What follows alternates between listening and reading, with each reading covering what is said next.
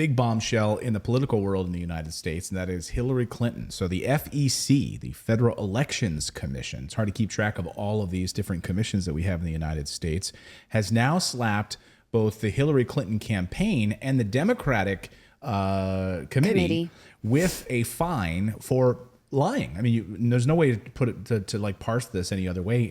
Lying about President Trump and the Steele dossier, using the Steele dossier, the now widely debunked and discredited Steele dossier, peddling misinformation, using that and lying about it in order to try to discredit President Trump in the run up to the 2016 campaign and beyond, even beyond his time as a candidate and then President Trump. So this is a significant move, and we couldn't help but thinking about it this morning.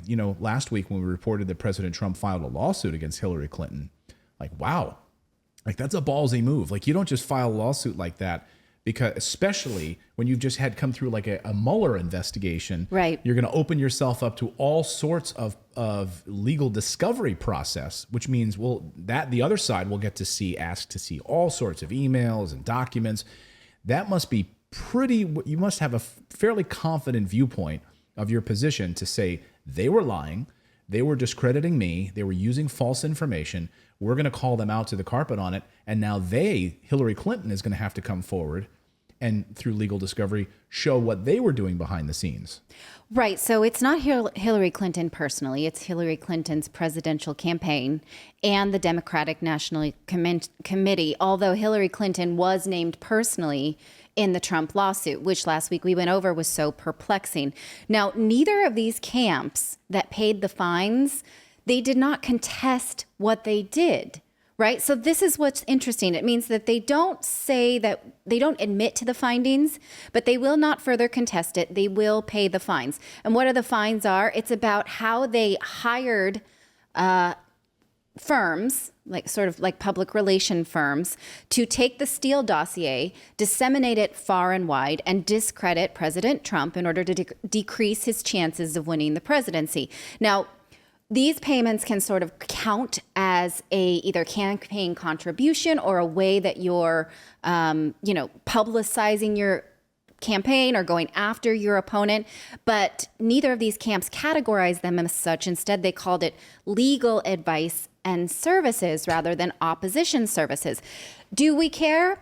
Yes, we should, because Michael Cohen went to prison for suppressing the Stormy Daniels news because he did not want that to affect the election outcome. So this is the same side of both coins, right? It proves to us that both sides fought dirty, which I guess we should know. It shouldn't be surprising. But what's surprising is that now they're actually both equally punished, right? Michael Cohen was sent to jail. Hillary Clinton now is being fined, and she will face civil litigation. And we will find out a lot, because if the Trump campaign, as the plaintiff, can say, look, they paid fines to the FCC for doing exactly what I am accusing them of, and then this further cost me reputational damage, legal problems, all sorts of things, then they should reimburse me for it. So it's interesting, and it's dirty. It's dirty from both of them. Yeah, and here's what the fine. And by the way, we should point out that the Clinton administration, or the Clinton team, and the DNC have agreed to pay this fine. They're agreeing to settle to this. They're basically copping to it. Yes, they're saying they do not contest it, but they don't agree to it, but they don't contest it either. So, but what the fine specifically laid out was by intentionally obscuring their payments through Perkins, Coy, and failing to publicly disclose the true purpose of those payments, the campaign and the DNC were able to avoid publicly reporting it on their statutorily required FEC disclosure forms that they were paying Fusion GPS to perform opposition research on Trump with the intent of influencing the outcome of the 2016 presidential election. So just a piece of the complaint. But, yes.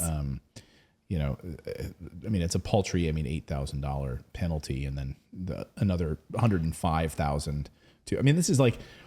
And it's not clear whether this fine would be admissible in the court case against Hillary Clinton, but it does show that there's more fire here where there was smoke, right? Whereas the media would have you seem that, it was only Trump doing bad things to Hillary Clinton with the lock her up chants and the email server and that kind of thing. But it did seem that that was a set spike because Hillary Clinton was hitting it back by trying to discredit his campaign with the Steele dossier. Now, Well, and not even to mention what they did to Sanders, that whole DNC thing with the emails. Yes. And yes, it does not seem like there. Why? Yeah, that's a good question. Why wouldn't there be fines for doing that to Bernie Sanders from the same commission? Because he's not likely to press it because that's his friend Hillary. I'm starting to think that maybe, just maybe, both sides of the political aisle in the United States are corrupt. I'm feeling like maybe there's something there. You might be onto something. Yeah. I'm thinking it's just starting to look that way. I don't know. Right. We might need to dig deeper into that. I mean, this is why we posted the poll, right, David, in the community page.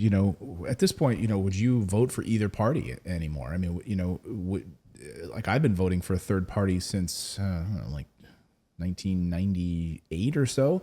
Both of these parties are corrupt, and all you need to do is look at what they did to Bernie Sanders. I mean, you literally had Debbie Wasserman Schultz out of Florida when her emails were hacked and leaked. She had to resign her position as DNC chair because she's like basically, mocking Bernie Sanders in internal emails and talking about like their plan to discredit. Like, here's our plan to discredit one of our own candidates. Well, and on that poll, I asked, will you vote a third party in the next election? 45% said yes, 28% no, and 27% could be convinced.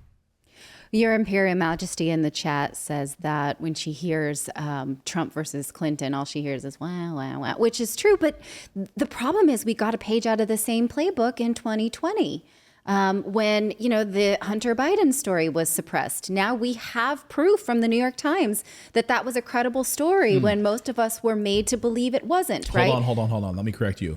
No, the New York Post gave us the proof.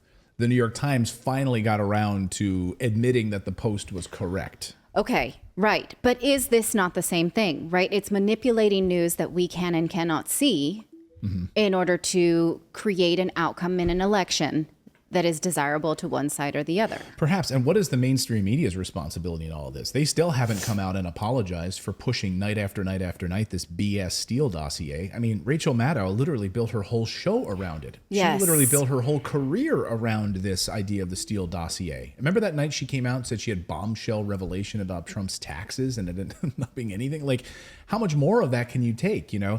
The Steele dossier was this report that was compiled by Christopher Steele, the British spy. It was financed by Democrats. It was filled with all sorts of lies and erroneous information.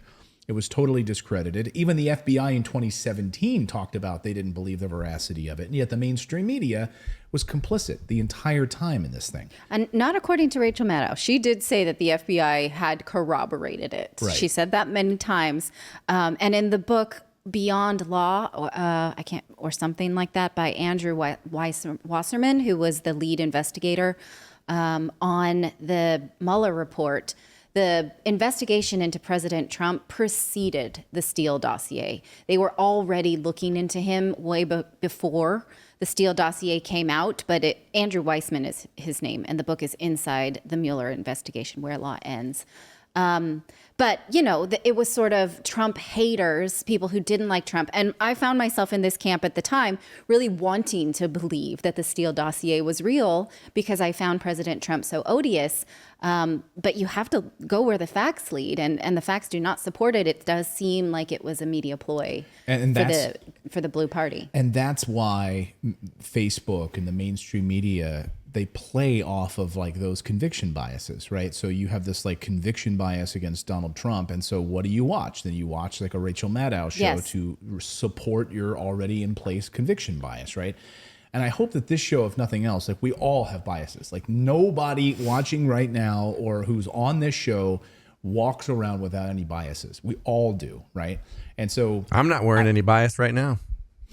You're not wearing any. I'm not wearing any pants. But we all walk around with these biases. And all I think it's so important is like, can you just always have like loosely held beliefs? Because, facts present themselves. You should be able to swerve and move if facts present themselves. Right. And it breeds, well, it should breed our distrust in politicians for sure.